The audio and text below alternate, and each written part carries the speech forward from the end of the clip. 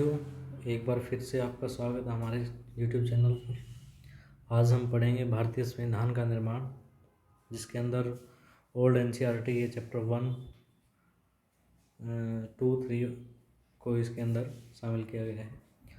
तो सबसे पहले हम देखेंगे कि संविधान है क्या। संविधान उन नियमों का लिखित संकलन या दस्तावेज होता है जिसके आधार पर किसी भी देश का शासन चलाया जाता है, संचालित होता है। इसके अंतर्गत सरकार और जो वहाँ के नागरिक हैं उनके क्या क्या अधिकार बनते हैं, क्या उनके दायित्व हैं और जो उनके कार्य हैं उनका वर्णन किया जाता है। संविधान के कार्य क्या हैं? यह बुनियादी नियमों का एक ऐसा समूह उपलब्ध कराता है जिससे समाज के सदस्यों में एक न्यूनतम समन्वय यानी कि कोऑर्डिनेशन और विश्वास बना रहे।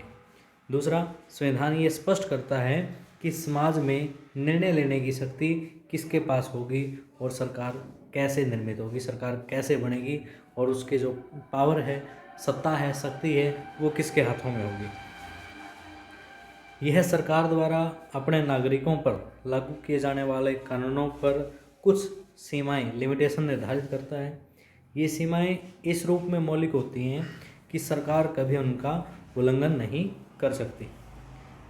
यह सरकार को ऐसी अक्षमता प्रदान करता है जिससे वह जनता की आकांक्षाओं को पूरा कर सके और एक न्यायपूर्ण समाज की स्थापना के लिए उचित परिस्थितियों का निर्माण कर सके। यानी कि एक ऐसा समाज बनाया जाए जहाँ पे न्याय महत्वपूर्ण हो या न्याय मिलता। संविधान की अगर हम ऐतिहासिक पृष्ठभूमि की बात करें कि निर्माण कहाँ से हुआ, कब किसने क्या कहा कि कि भारत का संविधान होना चाहिए, कब किसके दिमाग में विचार आया और कहाँ से इसकी जो परिपाटी है वो बनी, तो वर्ष 1928 में मोतीलाल नेहरू और कांग्रेस के 8 अन्य नेताओं ने भारत के संविधान की रूपरेखा नेहरू रिपोर्ट के रूप में प्रस्तुत की। नेहरू रिपोर्ट के बारे में आपने पढ़ा हुआ, तो ये वहीं उसका जिक्र है कि 1928 में मोतीलाल नेहरू और कांग्रेस के 8 और अन्य जो नेता थे उन्होंने भारत के संविधान की रूपरेखा किस नाम से प्रस्तुत की? नेहरू रिपोर्ट के नाम से। उसके बाद वर्ष 1931 में कांग्रेस का कराची में अधिवेशन हुआ था, भारतीय राष्ट्रीय कांग्रेस का। उसमें स्वतंत्र भारत के होने वाले संविधान की रूपरेखा प्रस्तुत की। दोनों ही दस्तावेजों में स्वतंत्र भारत के संविधान में सार्वभौम वयस्क मताधिकार, स्वतंत्रता और समानता का अधिकार तथा अल्पसंख्यकों माइनॉरिटीज़ के अधिकारों की बात कही गई। इसके पश्चात वर्ष 1934 में भारतीय राष्ट्रीय कांग्रेस ने संविधान सभा के गठन की मांग की।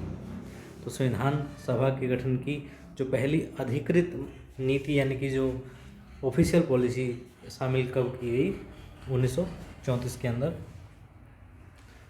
इसके बाद निर्माण कैसे हुआ, उसके लिए भारतीय संविधान का निर्माण कैबिनेट मिशन की सिफारिशों के अंतर्गत गठित संविधान सभा के द्वारा किया गया। भारत के संविधान के निर्माण के लिए चुने गए प्रतिनिधियों की सभा को संविधान सभा या संविधान निर्मात्री सभा, संविधान निर्माण करने वाली सभा कहा गया, जिसका उत्तरदायित्व संविधान की रचना के प्रति था। जिसका उत्तरदायित्व यानी जिसका काम था वो था संविधान की रचना करना। संविधान सभा की रचना लगभग उसी योजना के अनुसार हुई जिसे कैबिनेट मिशन ने प्रस्तावित किया था। इस योजना के अनुसार संविधान सभा का निर्माण निम्नलिखित प्रकार से किया गया। पहला, प्रत्येक प्रांत या जो देशी रियासत या रियासतों के समूह को उनकी जनसंख्या के अनुपात में सीटें दी गई। लगभग अगर आइडिया मान के चलें तो एक सीट का अनुपात 10 लाख की जनसंख्या के अकॉर्डिंग माना गया।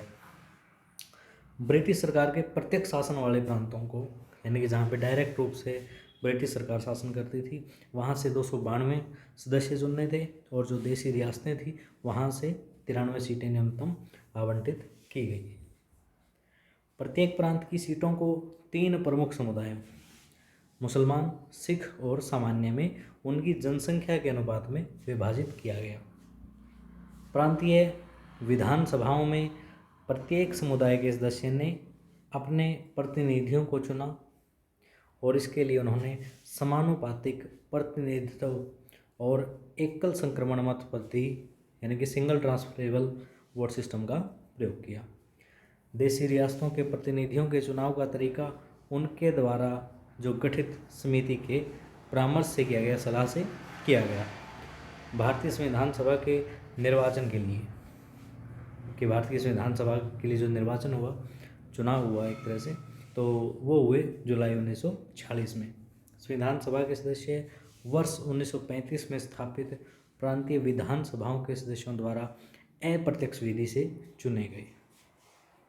संविधान सभा का मुस्लिम लीग के सदस्यों ने बहिष्कार किया तथा सभा की पहली बैठक में वे उपस्थित नहीं हुए। औपचारिक रूप से संविधान सभा के विचार का प्रतिपादन सर्वप्रथम M.N. रॉय, ये भारतीय कम्युनिस्ट पार्टी से संबद्ध थे, उन्होंने दिया था। औपचारिक रूप से संविधान सभा के विचार का प्रतिपादन सबसे पहले M.N. रॉय ने 1934 में किया था। अब बात करते हैं संविधान सभा के स्वरूप की, कि संविधान सभा का स्वरूप कैसा था। तो संविधान सभा के सदस्यों का चयन सार्वभौमिक वयस्क मताधिकार के आधार पर किया गया तथा उन्हें अधिक से अधिक प्रतिनिधिपरक बनाने का संभव प्रयास किया गया था। संविधान सभा में भारत के विभिन्न समुदायों तथा क्षेत्रों के सदस्य शामिल थे। इसके अतिरिक्त विभिन्न राजनीतिक दलों का प्रतिनिधित्व करने वाले सदस्य भी शामिल थे। संविधान सभा में प्रत्येक समुदाय, हिंदू, मुस्लिम, सिख, एंग्लो इंडियन, पारसी के प्रतिनिधियों को स्थान दिया गया। इनमें एंग्लो इंडियन और पारसियों का प्रतिनिधित्व क्रमशः फ्रैंक एंथनी और डॉक्टर H.P. मोदी ने किया था। यानी कि एंग्लो इंडियन का प्रतिनिधित्व फ्रैंक एंथनी और पारसियों का डॉक्टर H.P. मोदी ने। संविधान सभा में अनुसूचित जातियों के सदस्यों की संख्या 26 तथा अनुसूचित जनजाति के सदस्यों की संख्या 33 थी। इसके अतिरिक्त इसमें 15 महिलाएं भी शामिल थीं। सरोजिनी नायडू और विजया लक्ष्मी पंडित महत्वपूर्ण महिला सदस्य थी। सरोजिनी नायडू, जिन्हें मतलब भारत की पहली महिला राज्यपाल होने का श्रेय भी दिया जाता है और उन्हें भारत की कोकिला भी कहा जाता है। और विजय लक्ष्मी पंडित UN सभा के अंदर अध्यक्ष रही। ये भारत की पहली महिला सदस्य पहली महिला थी। 3 जून 1947 की योजना, जिसे माउंटबेटन योजना कहा जाता है, उसके अनुसार देश का विभाजन भारत और पाकिस्तान के रूप में हो जाने के पश्चात वे सभी प्रतिनिधि संविधान सभा के सदस्य नहीं रहे।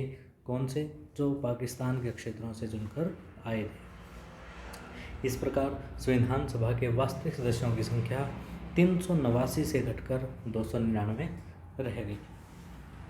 संविधान सभा के सबसे वरिष्ठतम सदस्य डॉक्टर सच्चिदानंद सिन्हा को 9 दिसंबर 1946 को संविधान सभा का अस्थायी अध्यक्ष चुना गया। यानी कि संविधान सभा की पहली बैठक कब हुई थी?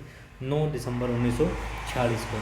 और उसके अंदर सबसे सीनियर जो मेंबर थे डॉक्टर सच्चिदानंद सिन्हा, उनको एक टेम्परेरी प्रेसिडेंट के रूप में चुना गया। और उसके बाद संविधान सभा के सदस्य के रूप में डॉक्टर राजेंद्र प्रसाद चुने गए। संविधान सभा के उपाध्यक्ष H.C. मुखर्जी थे, जबकि सर B.N. राव को सभा का संवैधानिक सलाहकार नियुक्त किया गया था। महात्मा गांधी और मोहम्मद अली जिन्ना संविधान सभा के सदस्य नहीं थे। ये यहाँ से इम्पोर्टेंट पॉइंट निकल के आता है कि जो दोनों यानी कि इंडिया को रिप्रेजेंट कर रहे थे राष्ट्रपिता, जिन्हें कहा जाता है महात्मा गांधी, और पाकिस्तान के जो समर्थक थे यानी कि मोहम्मद अली जिन्ना, वो संविधान सभा के सदस्य नहीं थे। संविधान सभा की पहली बैठक 9 दिसंबर 1940 को हुई और फिर 14 अगस्त 1947 को विभाजित भारत की संविधान सभा के रूप में इसकी पुनः बैठक हुई। 14 अगस्त 1947 की बैठक में जवाहरलाल नेहरू ने भविष्य के साथ साक्षात्कार नामक अपना प्रसिद्ध भाषण संविधान सभा में दिया। अब संविधान सभा की कार्यविधि कि संविधान सभा ने कार्य कैसे किया। संविधान सभा का कार्य अधिक व्यवस्थित यानी कि एक सिस्टमेटिक, खुला और सर्वसम्मति बनाने के प्रयास पर आधारित था। कि सभी सहमत हों, ओपनली है, कोई भी चीज़ छिपा करके नहीं हो। इसके सभी जो अधिवेशन थे प्रेस प्रतिनिधियों तथा जनता के लिए खुले थे। लोगों को समाचार पत्रों में अपने जो दृष्टिकोण हैं, विचार हैं, उनको प्रकट करने की पूरी स्वतंत्रता थी। इस प्रकार संविधान के निर्माण में अप्रत्यक्ष रूप से भारतीय जनता भी शामिल थी। उद्देश्य प्रस्ताव 13 दिसंबर 1946 को जवाहरलाल नेहरू ने संविधान सभा में उद्देश्य प्रस्ताव ऑब्जेक्टिव रेजोल्यूशन प्रस्तुत किया।